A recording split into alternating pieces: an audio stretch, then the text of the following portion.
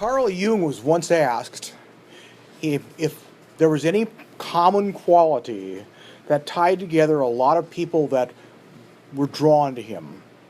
And his answer was, these people that were drawn to him, many of them spent a lot of time alone. And that was very clearly the start of my path. I grew up in, looking now at this phenomena called tiny houses, because of the fact that I grew up in not a tiny house, but a small house, in which I was, basically there wasn't enough really room for the people that all were in there. I had to sleep in the middle of the dining room, had no privacy, and my relatives were all old German Russians. And if you know anything about old German Russians, is they're always trying to force you into doing things their way. And I felt like I couldn't be myself around them. So I would go out and spend an awful lot of time walking around alone. I mean, I had friends, don't get me wrong. I mean, I'm not a total introvert, but at the same time, I spent a lot more time out just on walks, just being with myself, which helped me develop very much of an inward orientation. I'm a Leo, which supposedly is a very outgoing sign, but I refer to myself often as a mountain Leo, because I've got the more I'm going to hide back in the bushes, sort of thing, rather than being out in front. Well, all that led to, while I was in high school, I ran into an interesting book called Ancient Jewish Astrology, which I found very fascinating. And then in college, the people I was hanging around with, all I could talk about Carl Jung, one of the many topics we were discussing during those days. And after college, it was a few years of going from this thing to that thing. But then finally, in 1982, I'd moved out here to Portland from the Midwest. I was just kind of hanging around my little farmette out in Oregon City, and all of a sudden, I run across this magazine called Transformation Times. And Transformation Times was this little free thing that was handed out. It was basically kind of New Age orientation. And one of the little ads in the Transformation Times was talking about a church that was heavily influenced by Carl Jung. I thought, this sounds really interesting. So I went to check them out. And that's when I met the Ecclesia Gnostica. So after a few years of that, I started running into more and more magical people. And during the mid-90s, the group got started called the Hermetic Fellowship. The Hermetic Fellowship is a 501c, so it's basically like a church, and it has rituals once or twice a year, but mostly it's a talk series called the Hermetic Society, which meets once a month to have talks on things. And in 1991, I was ordained a priest in the Ecclesia Gnostica. At that point, I was already searching out different angelic entities to try to make contact. And I tried a whole bunch of them. I mean, I was interested in Enochians, did a ton of Enochian work for a while, planetary in particular. And then I ran across a friend of mine's who has an unpublished list of angels that he had worked with. And I went over that, and I found that I was, here and there, I was finding a very interesting angel or two dealing with politics, which has been always one of my interests. I guess I'm the original Illuminati, even though I've gone dark on more than one occasion. And so these angels all were members of the Shem HaMemphorash group. So I started checking them out. And this was in the early 2000s. And in checking them out, I suddenly started having very different and very profound experiences I wasn't having with other angel groups. And so therefore, that's what we're going to talk about. A couple of things. One of them is the fact that I'm going to be doing some comparison contrast with other religions, some of it not too complimentary. And although I'm trying to do it in such a way as it's educational too, it just simply kind of clear cuts where I'm at compared to others. That does not in any way, shape, or form refer to you guys' church or ours or the EG either. It's groups that are more rigid and belief-based, So, here is it. And this, oh yes, one other thing I should say too, this is based on my book. I have a book that's hopefully be finished and will be published sometime this year. And if that can happen, I'm going to be explaining in depth about the Shem HaMemphorash and my experiences with them. And so if by some chances I'm going through this talk, if I make a reference to saying it doesn't seem to have any context, it'll be based on the possibly based on the fact I missed a reference to something in the book that's not in here, because everything in here is basically excerpted from the book. And I'm going to start with saying pretty simple. I'm sure all you people have some information on, but we'll start out basic because I'm trying to, in case somebody doesn't, I want to make sure you have some ground to cover here. Angels are conscious, semi-autonomous beings who live in a realm unseen through normal consciousness. This realm intersects with our physical one. In my conceptual understanding, the difference between realms is based on density. As an analogy, you could use air. We don't see air, but we feel and see its effects. Although the spirit realm is more subtle, its beings, nevertheless, given the proper mental state, can interact with us. Most people spend most of their lives looking outward to interact with the physical world. However, in places like the dream state, the world of spirit comes forward to our attention. And when we wake up, we generally leave that behind. Dreams seem very chaotic at times, as left up to us to figure out what they mean. Dream expert Dr. Carl Jung identified several types of dream figures who appear in different guises. By the same token, the figures which appear to us in the visionary state, in the process I teach and aim for, can take a diversity of forms. In our case, because we work from a symbolic structure, the images, to be legitimate, must have a relationship to associate elements of the zodiacal structure that forms the context for this process.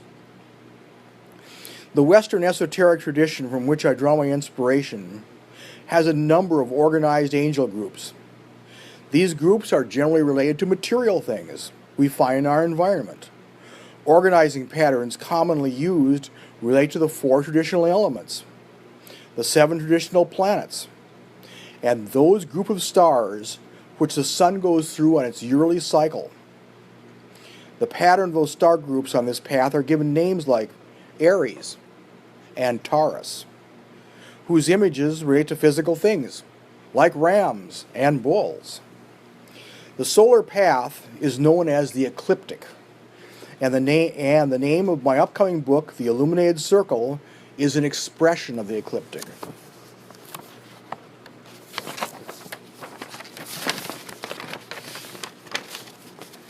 So who are the Shem HaMemphorash?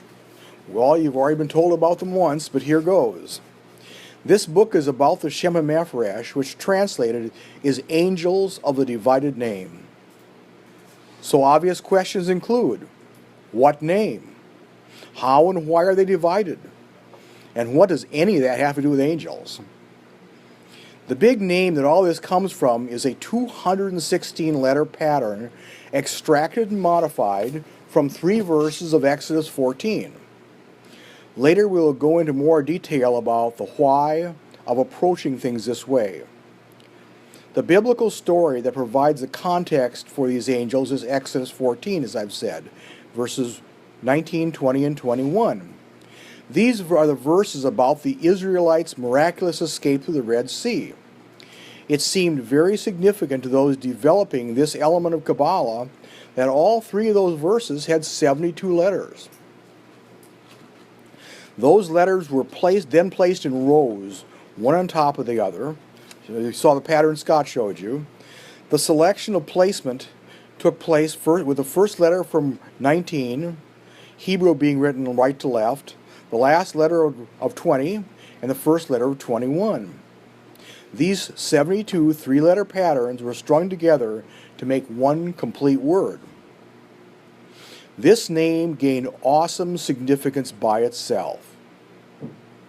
So there is the name. Why is it divided? In time, after the large name was well established, each of those three-letter groups took on a significance all their own. Each one became the name of its own spiritual entity. Remember I told you each verse had 72 letters. 12 divides into 72 6 times. The number 12 was very significant. Just remember the 12 tribes of Israel. One of the other very significant uses for 12 is also the 12 signs of the Zodiac. These angels are associated with those 12 signs. To each of those 12 signs are associated 6 of those three-letter groups. Each of those 6 is a unique entity working within the symbol structure of the sign they are associated with. Where the Zodiac starts, where those groups start, is subject to some controversy. Traditionally, Leo has been the first group that all others follow. Many modern practitioners also start with Aries. That makes sense with Aries starting the yearly cycle of the first day of spring. Ironically, both Aries and Leo groups start with the same set of 3 letters. We pronounce these slightly differently, the names in English slightly differently, in order to keep them separate. The word Vahavia is used for the first angel of Leo, and Vihuel is for the first angel of Aries, but both are Vav, He, Vav in Hebrew. So the angel names as we know them are composed of first 3 letters and then a final form. Those final forms are the ever-popular El. You know them all. Our buddies Michael and Gabriel, and you know those guys. Okay, from the Bible. And some of the names of these angels end with Aya. So, how does the Shem HaMemphorash fit into the larger spiritual picture of Jewish mysticism? Jewish Kabbalah as we know it formed into its present state somewhere between 6 and 1100 AD. This was, of course, built on the foundation of earlier practices. The Garden of Eden story has a central image of the Tree of Life. Kabbalah uses the Tree of Life as a central image fundamental to many of its practices. You just got to talk about that. In the case of a Shem HaMemphorash, the tree is not directly used. It's one of the rarities in that way. Even with tradition defining its usage, ultimately, these practices aim to help the individual connect more closely with deity. My search for a genuine sense of connectedness to a powerful source of knowledge and energy beyond the physical led me to explore these angels. The Shem HaMemphorash really spoke to me in a special way, and I've developed a whole system around them. In my book, I'm going to have 3 rituals. I'm going to have a contact ritual, a consecration ritual, for any tools the angels may tell you to get, because in your communications with them, it gets better and better. They'll tell you more, and they'll say, okay, like I had an angel a month or 2 ago tell me they wanted to have a pendant of snowflake obsidian that I needed to get and consecrate and wear when I specifically work with that angel and that angel only. It's one of the basic things is adding power to the altar. You've got your altar, you clear the space, and you come out and you bring things specific to that angel and set them up on the altar.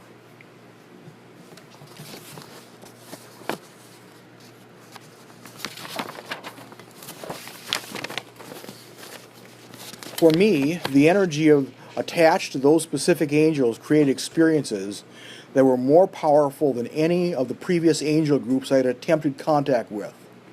The messages were more personalized, the imagery more profound.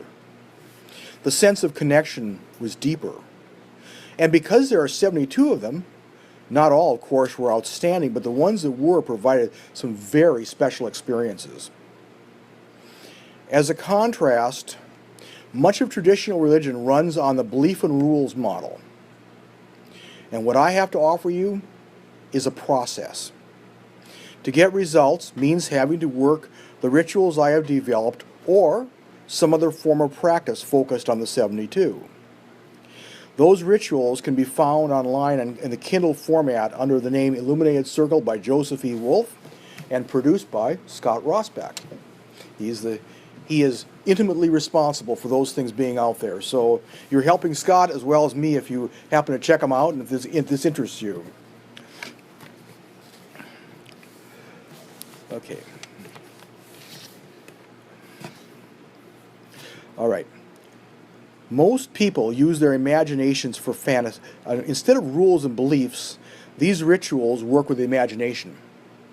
Most people use their imagination for fantasy. We use it for creating a doorway to a greater non-physical reality. This non-physical reality can interact with our world and bring positive changes. This use of imagination is different from the fantasy most people are used to. Fantasy is just rerunning thoughts that you find entertaining and is often like being on a treadmill. You just keep going over the same thing. In our case, we use the imagination in a focused, controlled, yet relaxed way to open the doorway to the angelic realm. The result of these practices, faithfully performed, is to remove one of the major obstacles to a true spiritual relationship, placing authority for your life in your hands, not someone else's. The conventional idea that a lot of churches run under is that an individual prophet, church council, or group of elders can speak for deity in a way that covers everybody.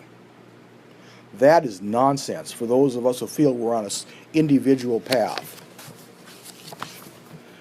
The messages you receive are specifically for you, and may at times be relevant to a few others, but never as a blanket statement.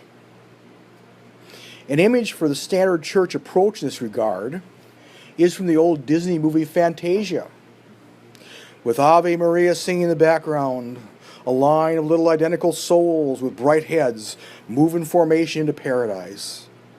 In our approach, each individual is at a different place in their spiritual development, and there should be no attempt to force you into a uniform mindset past what is necessary to perform and activate the rituals. The idea of pushing everybody into a same-size box works when you're trying to control people, but not when you're dealing with individuals who want to grow. And if you are like me, an introvert, this can give you something that doesn't have to involve others. Don't get me wrong. I belong to a couple of groups, but dodge excess social activities. Many people seem to believe that it's the social contacts that are somewhat spiritual in somehow, some way. They crave interaction with others. Sorry to tell you, this is not a relationship with divinity. Often, the social cultural aspects of a conventional church lend themselves to a type of groupthink that actually blocks any creative thinking that steps outside their box. Don't get me wrong. I don't live on the top of a mountain. My life includes a family. I have been trained by some top-notch groups. I hold priesthoods in a Gnostic sacramental order called the Ecclesia Gnostica and a group called the Hermetic Fellowship, which promotes the teachings and ideas and practices of the ancients looking back to Hermes Thoth. Nothing happens in a vacuum. The groundwork is always laid somewhere else.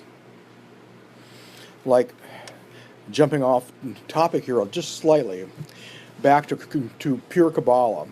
The original practices, they're credited with kind of being the build-up to the Kabbalah we know today, as it developed during what's called the Geonic period, which is that 600, 1100 AD business I was talking about, were called the Merkaba writers. And the Merkaba writers were a system of mysticism in which they envisioned would raise through the Merkabas, these palaces, and at each door they'd be confronted by a demon. And they'd have to know the special words, or they'd have to be able to do the special words a certain number of times to get through and then go up to the next level. And when they got to the top, to the throne room of God, they were given special information. I have no way of proving this, but I have a really strong feeling these guys got a lot of the material that funneled into the Sefer Yetzirah. The Sefer Yetzirah being the very oldest of all the Kabbalistic documents that we know of.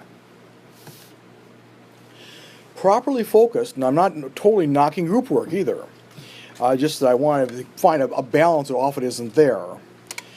Properly focused, the energy of a group activity can provide a stimulus for your own process.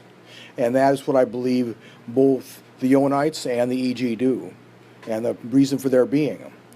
From time to time, I've had significant spiritual events during group events, but more often it's my private rituals.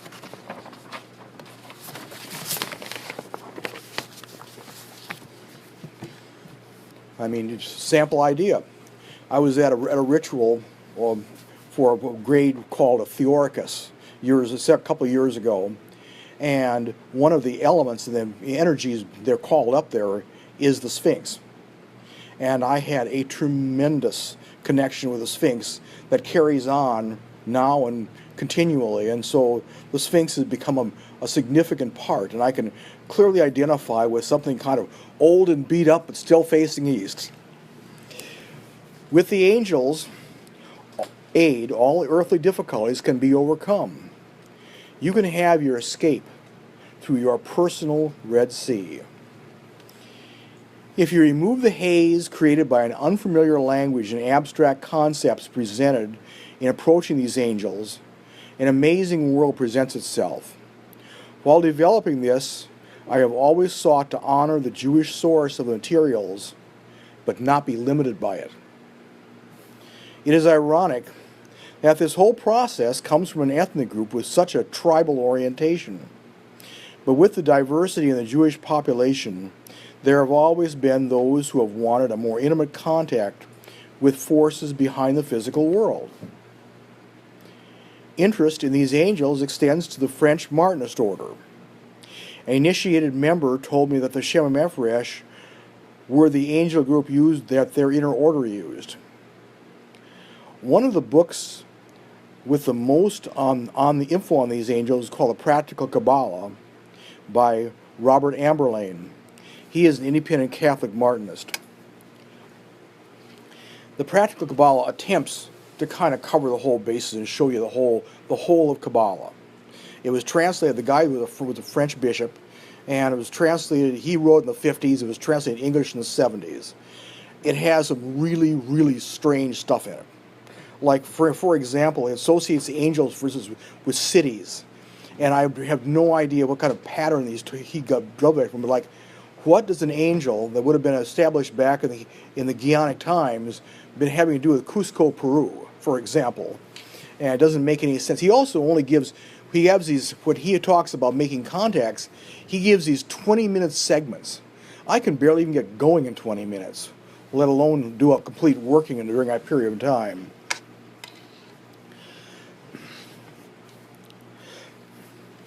One question you may already have is how these angels relate to other spiritual entities.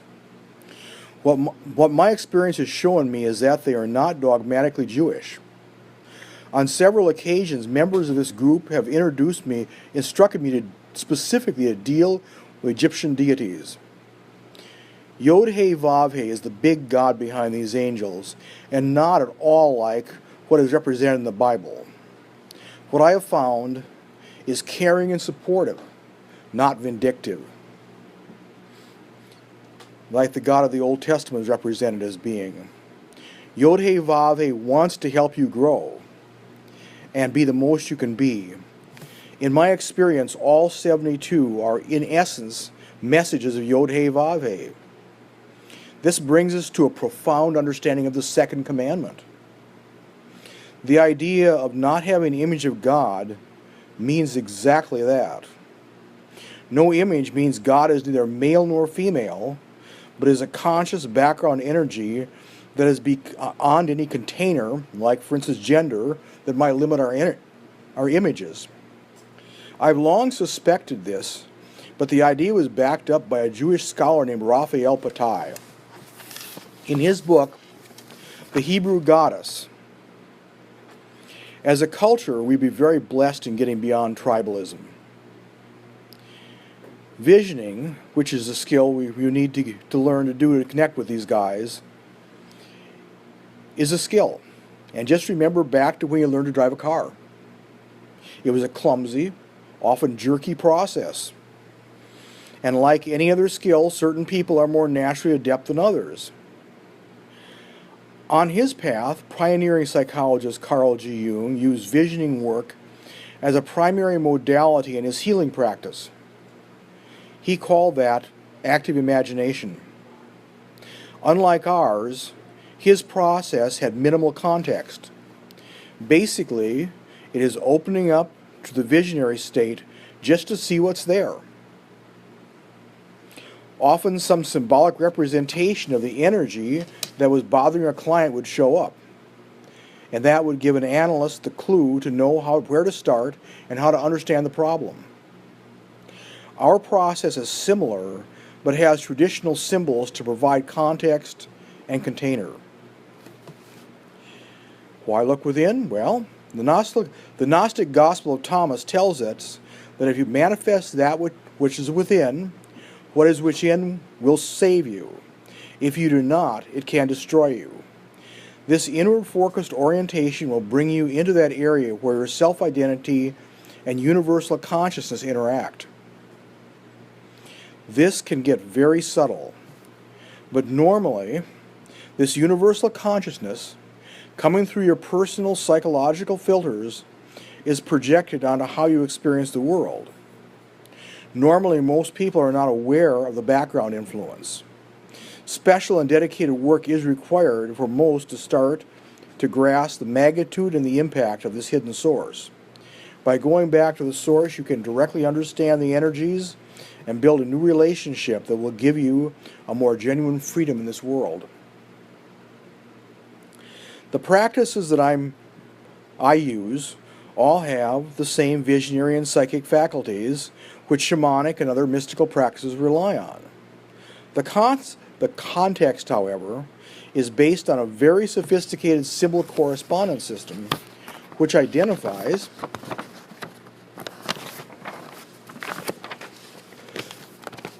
the Hebrew alphabet being at its heart. The letters themselves are seen as being fundamentally divine and relating to other symbols which have associated qualities. Take, for example, the Hebrew letter Vav. In the Kabbalistic correspondence system, Vav is seen as an expression of the astrological sign of Taurus. The sign of Taurus has a qualitative relationship with stability, harmony, and material things. Taurus is traditionally known as one of the fixed signs, all of which have stability as a main function.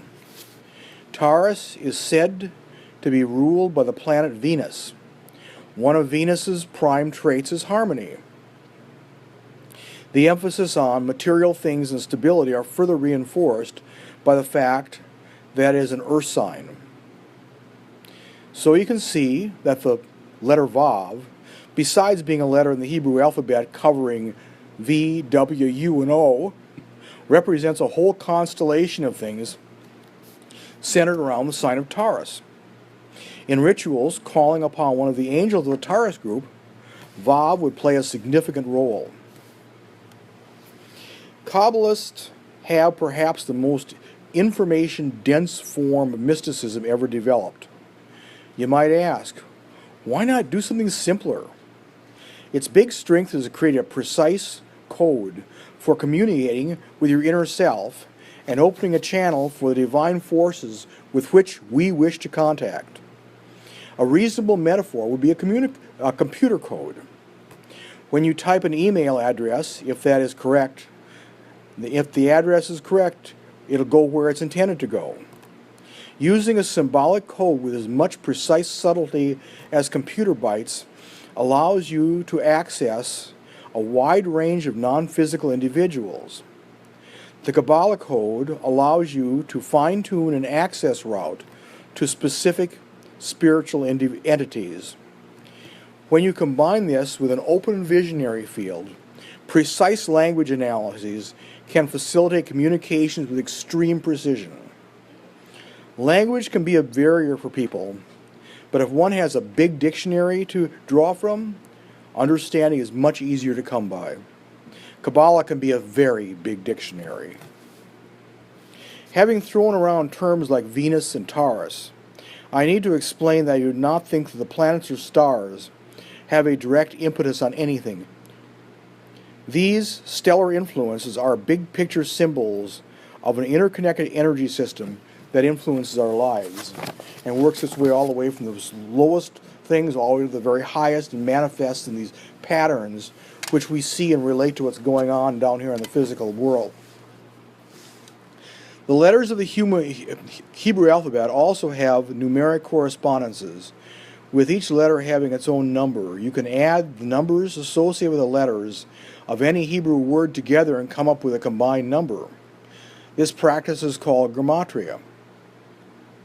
Tradition tells us that if two words share the same numerical value, they share a relationship. I guess it's up to us to figure out what this means in each specific instance.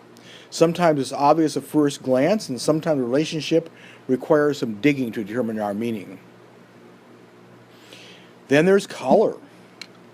Color is also an element of the code to visualize the letters. While this is of course connected to the divinity as light, but also as the mother of all colors. Each letter has a tradition of being ascribed to a particular color.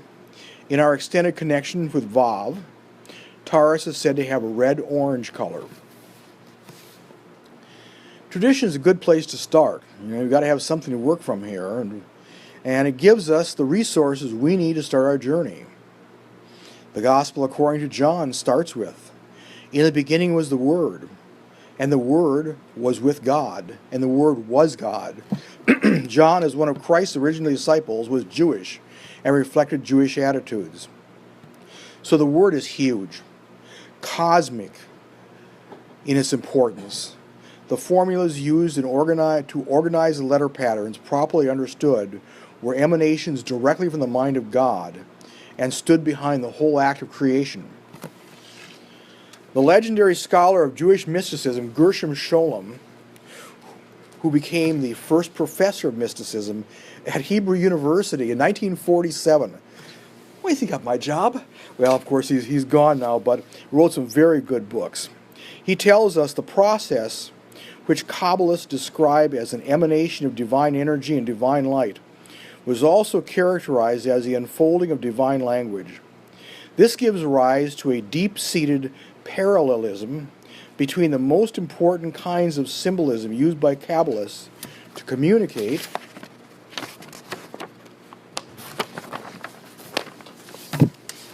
their ideas. From the very beginning of Kabbalah, Kabbalistic doctrine, these two manners of speaking appear side by side. The secret world of Godhead is a world of language, a world of divine names that unfolds in accordance with the law, the laws all their own. The elements of divine language appear as the letters of the Holy Scripture. Letters and names are not only conventional means of communication, they are far more.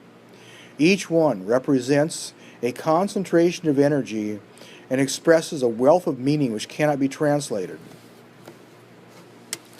Now let's look at two of the fundamental formulas using these letters which underlie the Shem HaMemphorash. One is the use of the fundamental letter name of God, Yod-He-Vav-He. Tradition gives us a resource to use, a version of this name altered to represent each individual astrological sign. Each of these individual names is composed of the same letters. However, in changing the letters patterns, one can represent all the signs. So you can take those four letters and flip them around 12 different ways in order to get a specific version of Yod-He-Vav-He for each sign. Traditionally, this starts with Yod-He-Vav-He itself for the sign of Aries and goes as follows. The next sign in seasonal order is Taurus, for which Yod, He He Vav is a supreme name. As happens in the Zodiac, next is Gemini, ruled by Yod, Vav, He He. Cancer's permutation is He, Vav, He Yod, followed by Leo's He, Vav, Yod, He. Then Virgo is He, He, Yod, Vav for the grouping. Libra and Scorpio are then represented by the letter combinations Vav, He, Yod, He, and Vav, He, He, Yod. And we're going to finish this, I'll jump back to Pisces for the end here. He, He, Vav, Yod for its divine name. All this has the effect of helping us create an access program used during rituals. These names will draw us into relationship with the spectrum of energy each sign represents. The fundamental pattern for connecting specific letters with a sign is that known in Hebrew as an oath or power. Since the Hebrew letters are bearers of specific elements of power, there is an organizational pattern to the 22 letters. These powers, the letters, are said to represent signs, planets, and the three fundamental elements, fire, water, and air. And since we are focusing on the signs, I will lay out their letter-sign correspondence. But I think in this case, you wouldn't remember it anyway unless you can always look it up afterwards. So let's move on. Noted scholar Joshua Trachtenberg states in his book Jewish Magic and Superstition a further explanation. The holy and awesome name of 72, this time it's not the letters but syllables or triads, is the most powerful. Raziel, which we're going to get to later, goes so far as to suggest that no magic can be effectively consummated without its aid. And at the same time, the least mysterious of these artificially created names.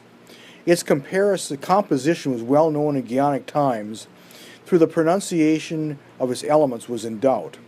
Tradition itself had it that this was the name that Moses learned at the burning bush, in which he utilized to split the Red Sea before the fleeing children of Israel, and that in later times the high priest uttered in the temple when he blessed the people. So you can see the cachet on this name is absolutely enormous. The word magic is often used to describe spiritual practices like these. The word magic conjures all kinds of fear and Hollywood shock and awe. I prefer the word theurgy for what I do. The big difference that we are working with deity as a supportive partner. It is truly not my will, but thy will we are trying to implement. The process I've developed to access members of the 72 will lead us to understand what that means for us individually. I firmly believe that every individual is at some fundamental level an aspect of deity, and the best thing we can do for ourselves and for our culture is to rediscover that. As each individual rediscovers the truth of who they are and what they are, it helps the whole world. This is what's referred to in Jewish thought as tikkun, the restoration. It's one of the fundamental concepts in Kabbalah is that of fall and restoration, for which the restoration is imperative to complete the process. Because there are 72 angels in the groups, there are lots of opportunities for powerful experiences. Some angels really stand out. One of those standouts for me was the Scorpio angel, Yael. Yod, Yod, Yod. Talk about a concentration of energy we're talking about, using all three of those letters to focus at the same time. When an angel stands out from the crowd, it starts with detailed information and powerful, unexpected imagery. This happens with Yael, and I went on to complete the obligatory 3 workings, which stage a relationship. During a second contact, she asked me to consecrate a crystal to her work. That is done during the 3rd contact. After the 3rd ritual, I went downstairs and opened the door to the cupboard in the kitchen. All hell broke loose. A clip holding a top shelf broke, and a torrent of glass cascaded down on me. There were broken glass canning jars everywhere. In the end, I only had one small cut, Considering I was on blood thinners at the time and bled the drop of a hat, that was really fortunate.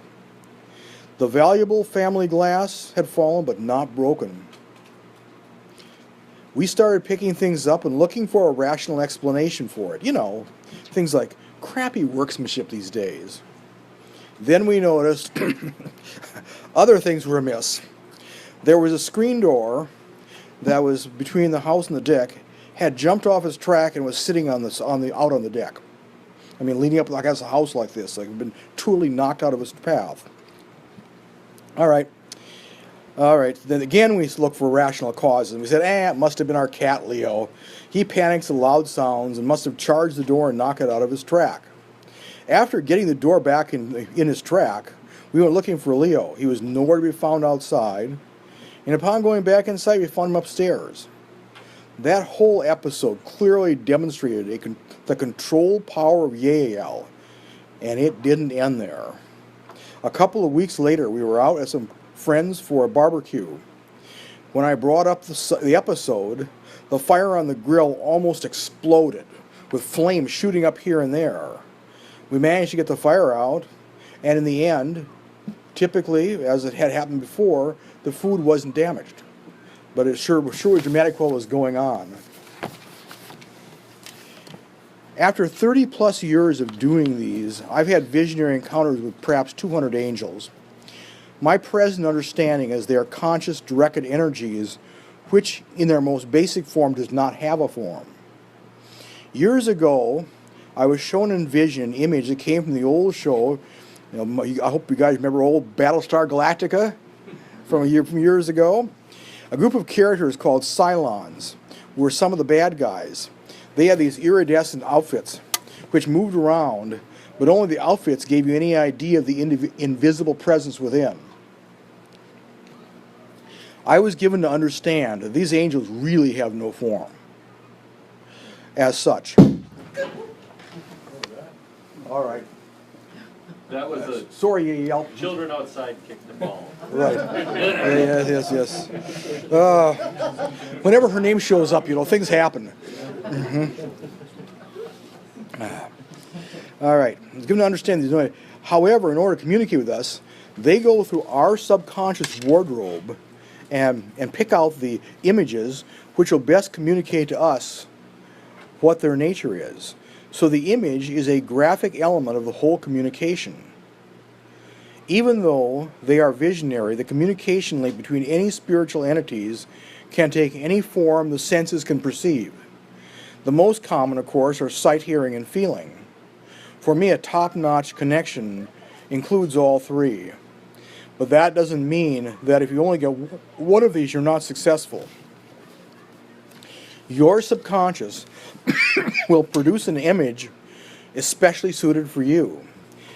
Generally, I have female images for angels associated with earth and water, for earth and water signs. Fire and air signs tend to look male, but this isn't always true. Puyal is an angel of the sign of earth, Taurus. In the image I get most prominently is that of a resting version of a Mesopotamian cherubim with a bull's body, male head with cow eyes and a long beard, and a headgear reminiscent of a fez that is dark, in my vision, is dark blue and has sparkles reminiscent of a night sky. I've interpreted this as saying that even though Taurus represents Earth, fixed Earth even, there is a celestial aspect to this nature. There are ancient cultures with this, there are ancient statues with this image in the British Museum that were brought there from the Near East. As you might imagine, these images have the fez-type headgear, but none of the sparkles involved. Occasionally, he also appears as a version of the Egyptian Apis bull, in my case white with glowing solar disc between his horns. These images are personal messages picked up from my unconscious and tailored to enhance my understanding. So if your image is nothing like that, it should have some form of Taurus imagery. I've had images like female Pandors also when working with their Taurus angels. So let's look at some specific angel contacts I've made. Let's look at Taurus 4. Iead, Yod Lamed. Covers the area of 15 to 20 degrees of Taurus. Traditional number is 58. Appears as a Pandor with a bull's lower body, but standing up on two legs. Human male from the waist on up. He has shaggy hair and gold horns. He takes me to a desert scene where he draws a large circle in orange-red. That in which I'm asked to sit in that. His message, I am about protection of resources already acquired. If you feel threatened, I can help calm those if they are unfounded. Using a pendulum to communicate with me, I can provide sage advice and guidance at getting the most from what you have. Another of my skills is helping you with reinforcing magic circles. For example, when you're driving or other circumstances in which help may be needed. When you need to feel more secure, make a circle around yourself in your mind, stomp or tap 1212, which is the geomantic figure associated with Taurus, and call my name 7 times. If you wish to work with me, start with the usual 3 workings, then make a tabard of red-orange fabric. It's been done. Use other angels in trying to acquire things. My counsel is good to understand the desirability and long-term benefits of the item you want. If something is more you can really afford and not really needed, I will let you know. Consecrate a pendulum to me and use it with no other angels so my message is pure. Then besides wearing your tabard and other dedicated items, visualize my gold horns as a connection to the highest. We're going to jump from another earth sign here, Menadel, 25 to 30 degrees of Capricorn. Looks like a medieval sage wearing an indigo robe, amber sash, and a little skull cap. He has dark skin, black hair, and with some gray in it, but balding on top. He takes me to a valley reminiscent of the Columbia River Gorge. We sit on benches and watch the river and the cars on a nearby highway go by. Everything's incredibly calm and serene, with the night sky sparkling in the background. I can help with perspective to focus a life in the right direction. I act as a counselor and aid with long-term goals, and he gives me a ritual. That ritual starts with writing a request on a piece of soapstone and burying it. Okay, in case anybody wants to do this, if you have a dealer somewhere in the area of where you live that sells soapstone stoves, they probably have soapstone stove walls, and they're already carved flat. So you have something to work with and I have a couple because I used to work for a dealer that actually sold soapstone stoves, or still does actually. Take your time and use me to first charge a soapstone to protect it. Place a small cross in each corner and carve request into the soapstone. It would also be good to check for an auspicious time to start the ritual. Start the ritual on Saturday night and plant on Sunday. It'd be wise to do the burial before noon. Each day, go out and water it, i.e. pour water over the space you buried it under, to keep your goal in mind. Also, at the same time, burn a 7-day candle. Light the first segment of the candle during the contact with me and leave it burning until planting takes place. Burn it for at least an hour each day. Perhaps at the same time you water the area over which your stone's buried. At the end of the 7th day, dig your stone up, expose it to sunlight, and on the 7th day, leave the candle burning till it goes out.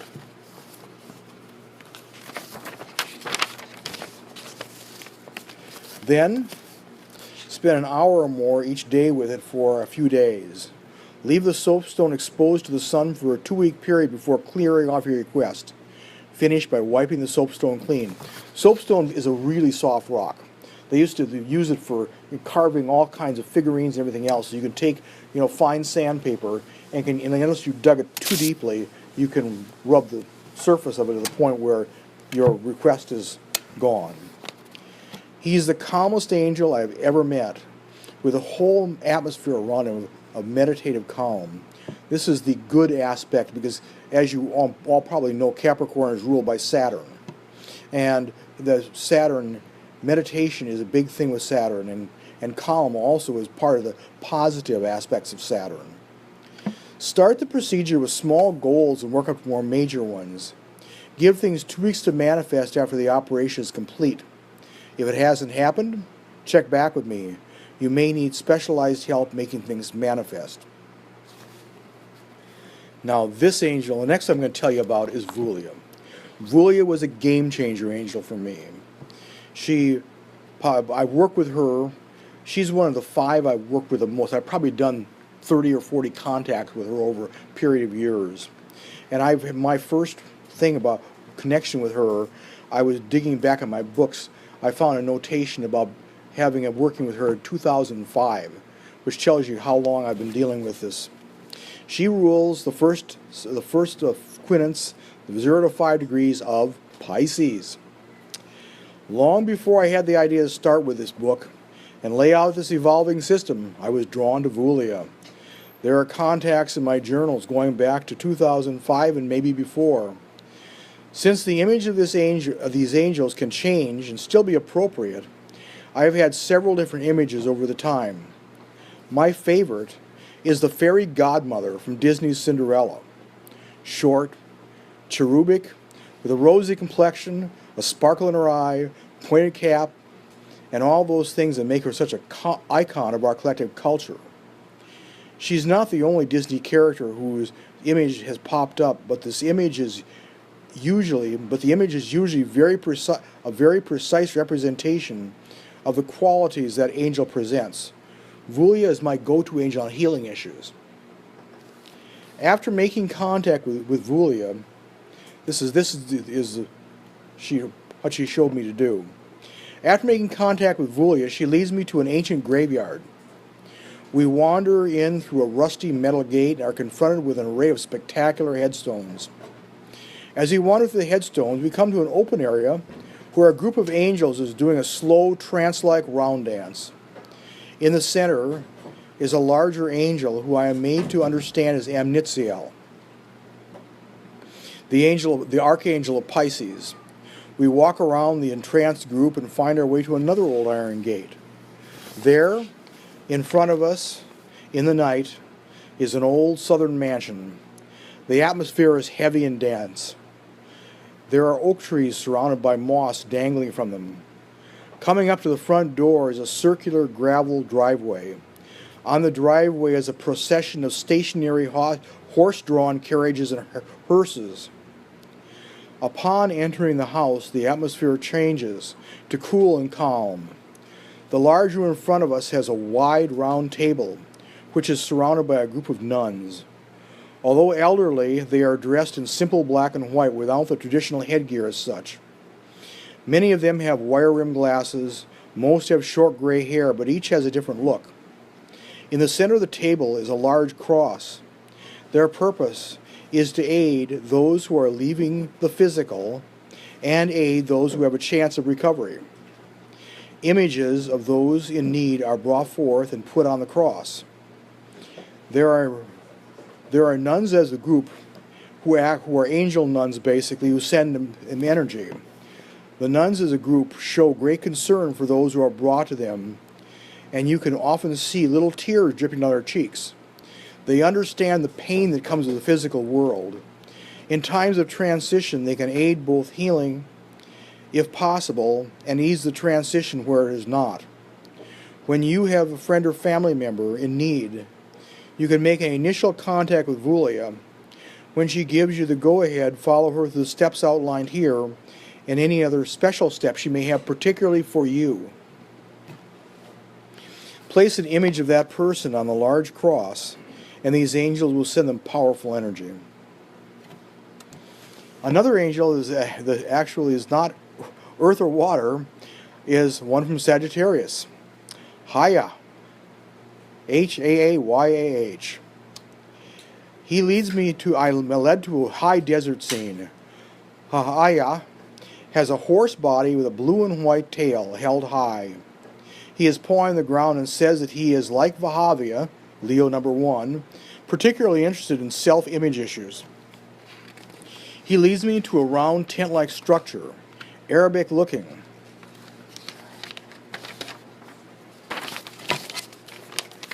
With several openings. The building is white and gold and reminiscent of something that may have been seen in the Alhambra in Spain. It has a round white fountain in the center.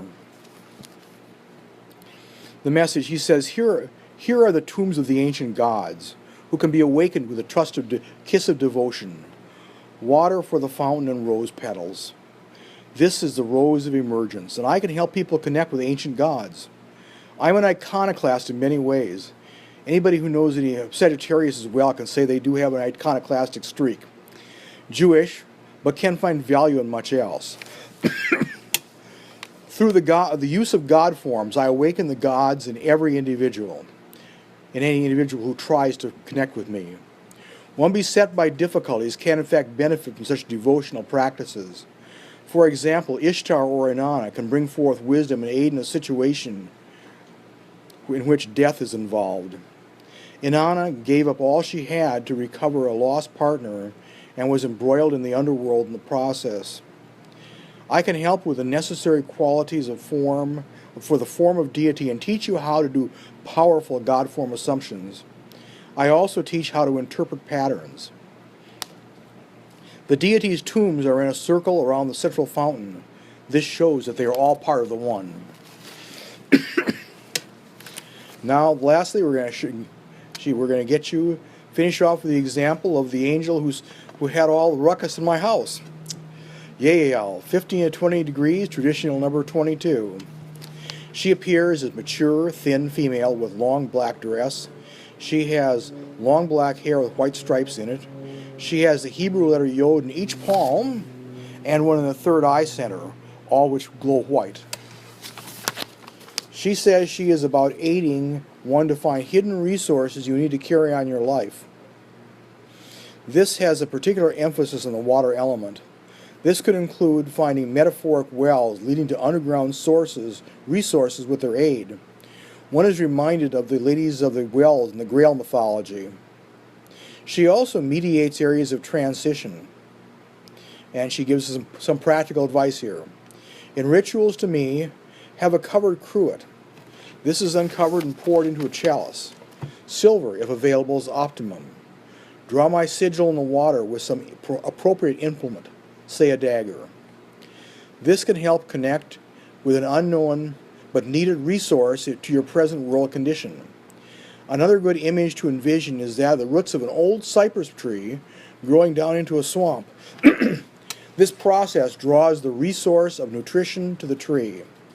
I aid the transition of those resources up to consciousness in your physical world. These could be objects, but also talents obscured by one's self-perception. Other relevant images are the Oasis, life emerging as water from the desert, capillary action, and Venturi valves all involve the process of drawing and can be an image of how my force operates. So within your chalice, also draw the Hebrew letter Tav, with a water symbol within, a downward-facing triangle, and my sigil within that. You will likely see the water glow slightly as a response. This is more symbolism about drawing what is underneath to the surface. She takes me to a cave softly lit by torches on the wall. Here and there, crystals stick out of the wall. She indicates I should find a crystal and consecrate it to her. Done. The crystal is placed in the water before you and take a sacramental drink. Then replace it on the altar until the end of your rite. Another thing you can do is the visionary wall painting of a goal you want on the walls of her cave. When you are finished, draw a huge letter Hebrew Tav around your image to bring it to earth. The walls tend to glow soft light blue. In the cave is also a pool which can be used for divination and to extract the unknown to emerge into consciousness. Another element of the cave is a large Caduceus which appears at the back of the cave, indicating healing on all levels. As I have learned through direct contact, angels are not automatons. They each have a range of interests under the umbrella of a particular sign. At best, you can develop a relationship on par with any human association. However, interacting with these angels, you don't have the limitations involved in dealing with other humans. As you work with them, their personality bloom and individuate, and you feel them in the background of your life. One practical thing you can do is use them as an illuminating source for an effective divination. This takes the connection beyond what your vision gives you. Remember, all visionary material is coming through your own mental filters, and knowing how easy it is for an individual, and I've done it myself untold numbers of times, I at least now know how to recognize it, hear what you want to hear. Divination used wisely can help give you a double check on what you've gotten in vision, because self-deception is the biggest downfall in this process. And I'm clearly open to set questions. There should be, I hope we have a few. Yes, sir. I don't know if this is a question or not exactly. There's one hanging in there somewhere. Now, it so happens that starting at 0 degrees of Leo 2016 to somewhere in the final planets Cancer, Right. I did 72 operations. Right. Exactly. That's what I have. Here's something about my book. Are not the big ritual I use. Right. I have a big ritual that I say for people who come to my classes. I think that these are high process. Everybody say hi, Guster. Hi, Guster.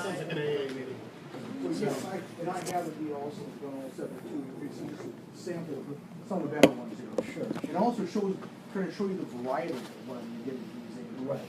It's not just all one thing being repeated over and over again. I was struck by the similarity in things they said. This is my office.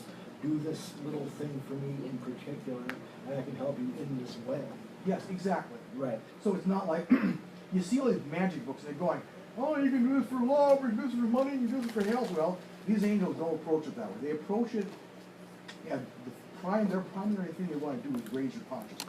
And they say if you can raise your consciousness, and you can then find whatever blockages are keeping you from getting what you want. And you get rid of those, and what you want will flow into your life. So it's on a higher level than a lot of simple magic books are. All right, let me see. I'll be back up here. My hearing is kind of compromised. I need a hearing aid, but we haven't got around to it. I'm still recovering from sticker shock over how much those things cost. Yeah. So anyway, any more questions? Yes. I have one. Don't mind me.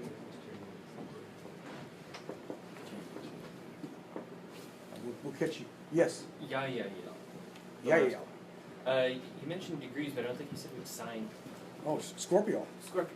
Oh, they were all Scorpio. That's that one. Got it. I mentioned her several times because Yeah. she was the most dramatic angel contact I've ever had. The one who hates Kant. Yeah. And these angels can affect the physical. I've only had it happen once, but I actually had an angel one time. And most of the time, your best stuff happens when you're not waiting for it. When you least expect it, something will pop up, and they'll just give you something just out of left field. Like, Puyel actually helped me win a small lottery. Well, I'm going along. I wasn't thinking lottery. I was busy with trying to make a connection. And he says, "Oh yeah, if you take these numbers and you'll win a lottery." Okay, so I wrote the numbers down and took it. Within 2 weeks, I won $200, which didn't change my life by any means, but it was again another physical, down to earth. These angels can't help. Yes. I was just going to mention, you were talking about raising in consciousness. In theory, you mentioned that you've worked with, I think, upwards of 200. In theory, could you go systematically? One by one, Well, kind of sort of. as a self-contained system.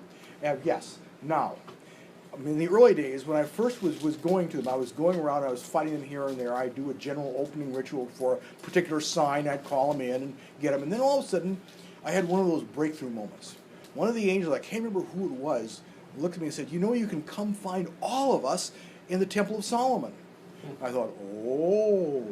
And of course, it usually takes me a few beats and doing it a few times and start putting two and two together.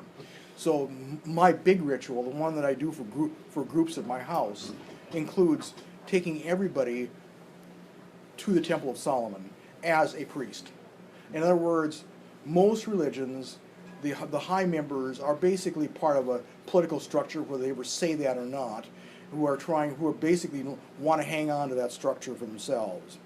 And the Jews were, boy, talk about, can you imagine the power that the Jewish high priest, he goes into Yod-Heh-Vav-Heh, he sees the voice coming from between the wings of the angels and comes out, and he says, oh, Isaac over there in the tribe of Judah has been, God doesn't like him, he wants to throw him off a cliff. They would do that sort of thing, right like that. It was this tremendously powerful position, allowed, and as I said, there's coming through your own filters, it not only has your light, it has your garbage. And part of what I'm trying to do is learn for myself how to separate it, and then teach other people how to separate it also. Because it can really be hard.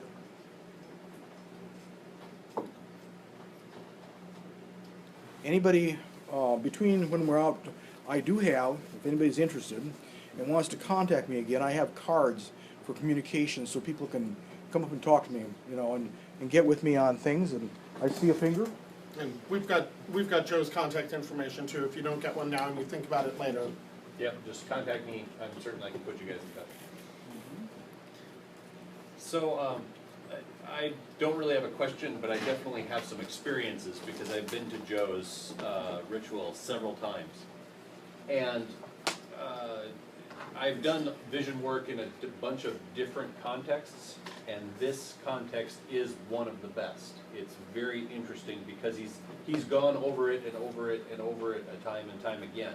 And repetition truly helps. It's a lot smoother and it's a lot more easily accessible. And place helps. Having the same place to go to all the time seems to be one of those things that it just works better with the esoteric essences. I don't know what it is, but there's definitely something about the time and the time that's been put in and the place that is used. I keep my temple charged up all the time, and I'll go through and do some general clearing from time to time, but I basically keep it charged, so it hopefully will act as a battery and help people that come there to have a better experience because the room itself is so charged up.